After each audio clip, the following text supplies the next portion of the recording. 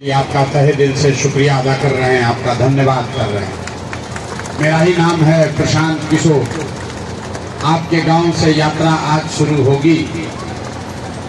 इस बिहार बदलाव यात्रा में हम लोग इलाके के एक बड़े गांव में जाते हैं ताकि वहीं से ग्रामीणों के साथ बैठकर बातचीत करके आपके आशीर्वाद को लेकर आज की यात्रा शुरू करेंगे। और करीब करीब 80 किलोमीटर चलकर आज गांव देहात होते हुए यहाँ जीरादेई और विधानसभा क्षेत्र के इलाके में घूमकर लोगों से बात करके सिवान तक पहुँचेंगे। जहाँ पहुँचेंगे उसी गांव में जाकर रुकेंगे। आप यहाँ आए हैं, हमारे कुछ साथियों ने बताया होगा कि प्रशांत जी आ रहे हैं। आपके मन में बात होगा, भाई कोई दल का नेता है, आएगा तो वोट मांगेगा। लोग नेता लोग आते हैं, कहते हैं वोट हमको दीजिए, हमारे दल को दीजिए। हमारे साथियों ने भी कहा कि प्रशांत किशोर के दल को वोट दीजिए, इन पर भरोसा कीजिए तो आपका जीवन बदल जाएगा। हम आपको कैमरे पर कह रहे हैं, एक प्रशांत किशोर को छोड़िए, अगर 10 को प्रशांत किशोर आ जाए हम तबो और जीवन ना सुधरे। जब तक सुधरने का रास्ता आप नहीं अपनाइएगा, किसी नेता के आने से, किसी प्रशांत किशोर से आपका जीवन नहीं सुधर सकता। सुधरने का रास्ता आपको सीखना है। हम वोट नहीं मांगते। 3 बरस हो गया, 3 बरस से बिहार के गांव गांव में घूम रहे हैं। हम वोट नहीं मांगते हैं। लोग कहता है भैया वोट नहीं मांगिएगा, सरकार नहीं बनेगी तो कैसे परिवर्तन होगा। भैया वोट क्यों नहीं मांगते? रउआ सब भैया बैठल बानी जा। अरे आपके पास तो वोट मांगने वाला तो हर 1-2 बरिस को कोई न कोई आते है। ये आवत आई है, कहता है भैया हमारा के वोट दे दो, हम आई न तुहार सब कामे कर दे। ये बात सुन सुन के अरब वोट दे ले जाता है। पहले हमने के 40-45 बरिस तक कांग्रेस के जितई नहीं जा, फिर 15 बरिस गरीब के बेटा लालू जी के राजा बने नहीं जा। अभी 20 बरिस से नीतीश बाबू कुर्सी पर बैठल बड़ा। दिल्ली में हमने के मोदी जी के भी बैठा के देख लेनी जा, हमने के लड़कन के जिंदगी ना बदला। तब आई बड़न प्रशांत किशोर। रउआ हमार बात सुनो, हमारा पर भरोसा करके हमारा नाम पर वोट दे दे। लेकर का गारंटी बाकी जीतला के बाद हम से बढ़िया के लोग के साथ धोखा ना करो। हे भाई वोट से पहले तो सब आदमी बढ़िया बतियावेला, वोट के बाद रउआ के पहचानते नहीं। यही से हम वोट मांगबे ना करें। लेकिन वक्त जाके 2 घंटा 1.5 घंटा से बैठल बानी, अभी 15 मिनट में रउआ के रास्ता दिखाई, गरीबी से निकले के रास्ता।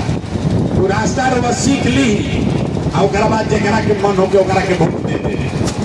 रास्ता जो अभी बताई वैसे रउआ वोट दे, तो जरा के मन बा ओकरा के वोट दी। लेकिन जो रास्ता से बताई वैसे वोट दे तो और कुछ की चाहे ना, रउआ लड़कन के पढ़ाई या रोजगार की व्यवस्था जरूर से एक निश्चित तौर पर हो जाए। रउआ गरीबी से निकले के रास्ता खोल जाए।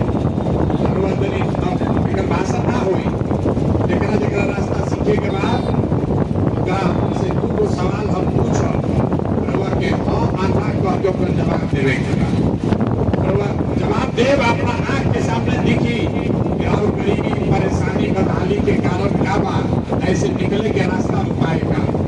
जवाब सबके देवे के बाद सब आदमी सोच के बताई जा।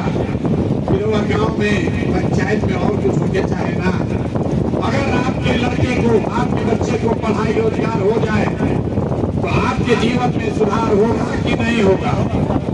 अथवा उठा के बोले सुते के नहीं के अरे और कुछ होके चाहे ना, आपका लड़कन के पढ़ाई रोजगार होके के चाहे कि ना होके के चाहे? जोर से बोलिए भैया, आवाज ना आए। अरे जोर से बोलिए, होना चाहिए कि नहीं होना चाहिए?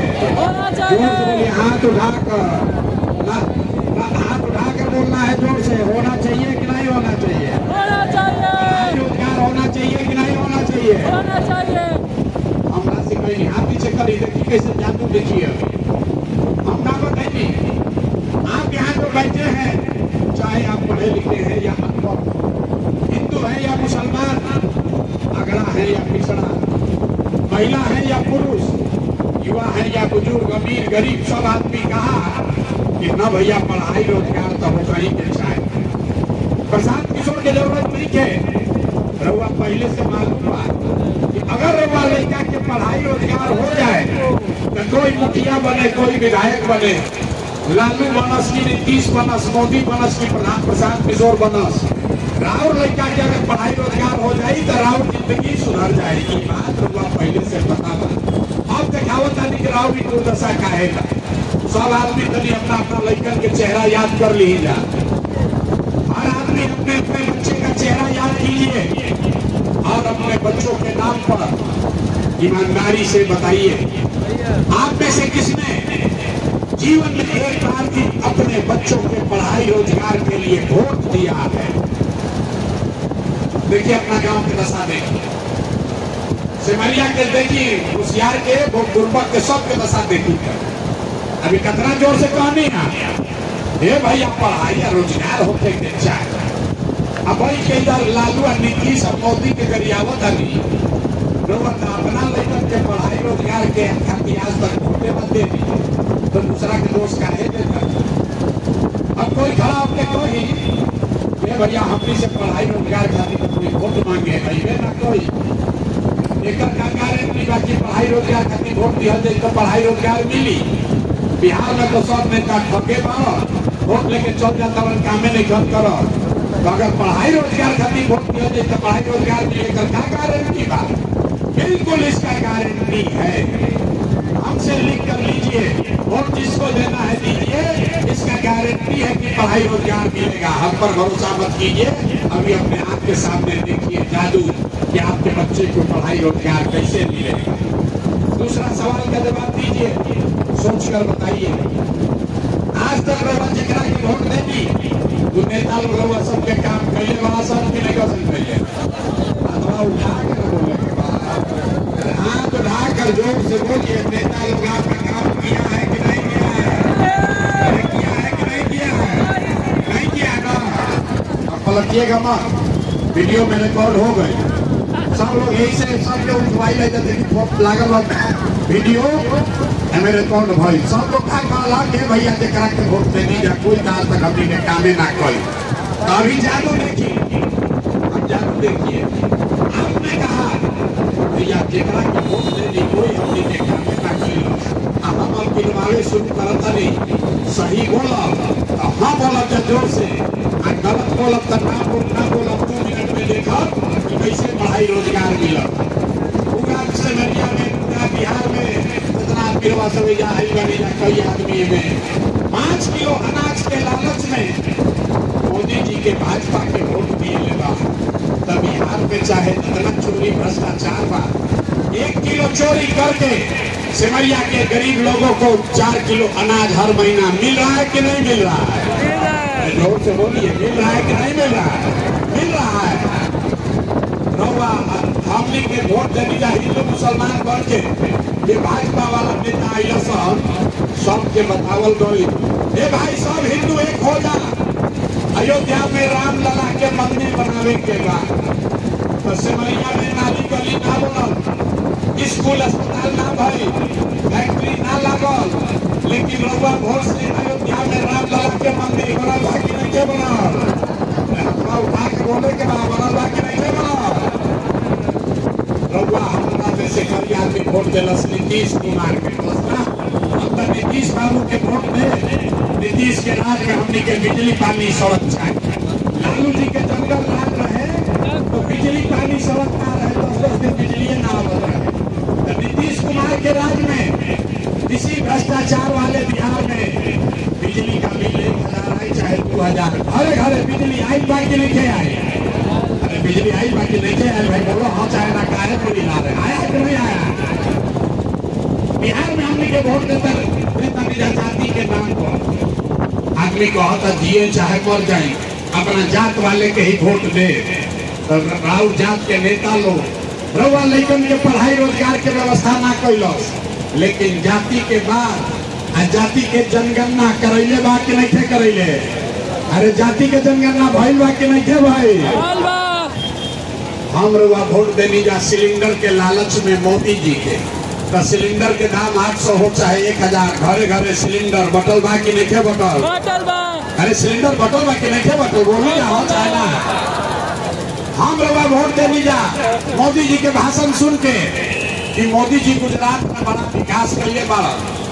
तो ये भाई मोदी जी गुजरात में तो विकास करता पूरा देश के पैसा ले जाके गुजरात के गांव गांव में फैक्ट्री लगावत सिमरिया से छपरा से सिवान से राउर हमार लड़का घर के जवान सवान गुजरात में महाराष्ट्र में जाकर नौकरी मजदूरी करता कि नहीं कर तो कौना बात पर वह सब वोट देनी है जो नहीं मिल बानी जौना चीज खातिर वोट देले बानी तो मिलता आ जौना चीज खातिर वोट नहीं देले वो नहीं मिल बोरो बबूल तो आम कहाँ से खाई वोट दे 5 किलो अनाज खातिर तो रोजगार कहाँ से मिली वोट दे मंदिर बनावे खातिर तो फैक्ट्री कहाँ से लगी रउआ 5 किलो अनाज खातिर वोट देनी तो अनाज मिलता मंदिर खातिर वोट देनी मंदिर अयोध्या में बन गई रउआ जात खातिर वोट देनी जाति के गिनती हो गई रउआ सिलेंडर खातिर वोट देनी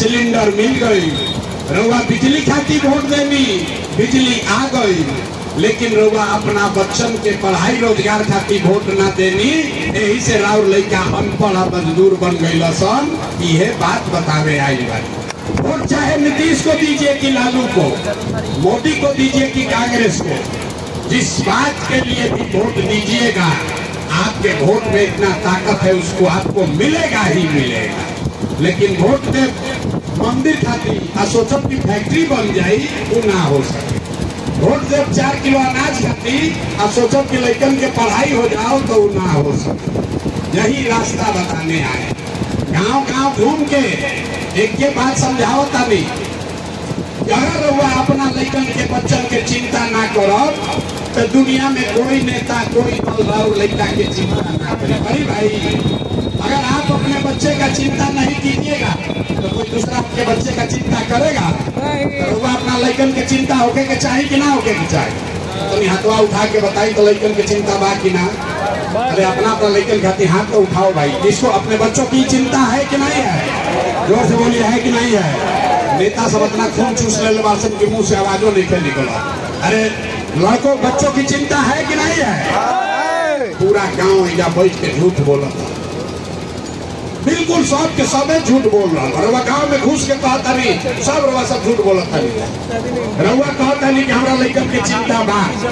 हम 5000 गांव में पैदल गई नहीं आज रउआ गांव में आई बनी अगर रास्ता में 100 गो बच्चा मिल 100 गो आपका बच्चा मिला आधे से ज्यादा आपके बच्चों के शरीर पर शुद्ध कपड़ा नहीं है। जितना इधर छोटा बच्चा वालन देख ली ज्यादातर बच्चों के पैर में हवाई चप्पल भी नहीं है। ये आपके बच्चे हैं खैला बिना सीना सिकुड़ाई वाले लड़कन के लेकिन रउआ अपना लड़कन के चिंता नहीं रउआ तो जात के चिंता में पड़ल बा।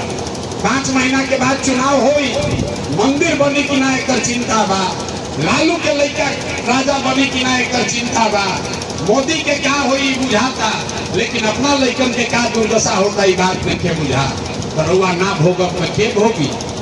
लड़कन के चिंता का होला अगर सीखे के बाद तो एक बार लालू जी के देखिए लालू जी के अपना लड़का के चिंता बा। लालू जी के लड़का 9वां क्लास पास नहीं थे कहिए लेकिन लालू जी के चिंता बा कि हमार लड़का बिहार के राजा बनी हमें कोनो गलती नहीं थे बाप पालन का चिंता हो कहीं के चाहिए। हम ये बात कहता नहीं तो कुछ आदमी के बुझाता कि हम लालू जी के शिकायत करता अरे भाई हम शिकायत नहीं करत हम तो लालू जी के तारीफ करता नहीं। लालू जी इतना अच्छा बाप है लड़का 9वां नहीं पास है लेकिन चाहते हैं कि वो बिहार का राजा बने। राउआ अपना दशा देख ली राउर लड़का मैट्रिक पास कर ले IAS BA कर ले ओकरा चपरासियों के नौकरी ना मिलल लेकिन रउआ ओकर कोई चिंता नहीं। रउआ तो लालू जी के लड़का के मंत्री बनावे में दम लगैले बा। हम रास्ता में चलता नहीं गांव में लोग से मिलते हैं पूछते हैं किसको वोट दिए थे तो कहता है भैया भाजपा के मोदी जी के वोट देने वाले। पूछिला काहे देने वाला भाजपा के वोट तो कहता है मोदी जी का सीना है 56 इंच का मियाँ जी के डरा देंगे मुसलमान को भगा देंगे मंदिर बनवा देंगे। देखिए बिहार के लोग के दुर्दशा रवैया से मरिया में सिवान के गांव में बैठ के इतना समझ बा कि मोदी जी के सीना 54 इंच बा कि 56 इंच, लेकिन अपना लड़कन के खाए बगैर सीना सिकुड़ा के 15 इंच हो गई भाई। रवा नहीं पे दिक्कत और लड़का ना भोगी तो के भोगी रे भाई। हम मीठा बात ना बोली, बहुत कड़वा बात बोलते हैं, क्योंकि बिहार के आदमी को सुधरना नहीं। 5 बरिस बैठ के रोते हैं, ए भैया पढ़ाई नहीं थे, ए भैया रोजगार नहीं थे, ए भैया नली गली नहीं थे, बड़ा भ्रष्टाचार था। और जैसा ही वोट होई तो आपन दुख दर्द भूल जाई और नेताजी के जात के झंडा लेके रहुआ घूमे लागे, तो कैसे सुधार हो? आदमी सुनला के बाद कहता रहा, ए भैया हाथ जोड़ता नहीं, हमने के विकल्प ना रहे, हमने के केकरा के वोट दिया जाओ। एगो लालू जी के ललटेन बा, एगो मोदी जी के भाजपा बा, केकरा के वोट दिया? रोवा एगो दल बनाई तो 5000 गांव में पैदल गई, 2 बरिस पैदल चल के, ऐसे जैसे सभा करता नहीं तो 300-400 आदमी बैठल बानी जा, 10-10 आदमी को 5-5 आदमी को समझाए हैं, 1 करोड़ आदमी को इकट्ठा करके जो दल बनाए हैं उसका नाम है जन सुधार। राज देख लेगी, कांग्रेस के राज देख लेगी, नीतीश मोदी के राज देख लेगी, अब वह प्रशांत किशोर के राज देखा तो उम्र बीत जाएगी, कुछ फायदा ना हो। अब आपको बिहार में अगर अपना गरीबी से निकलना है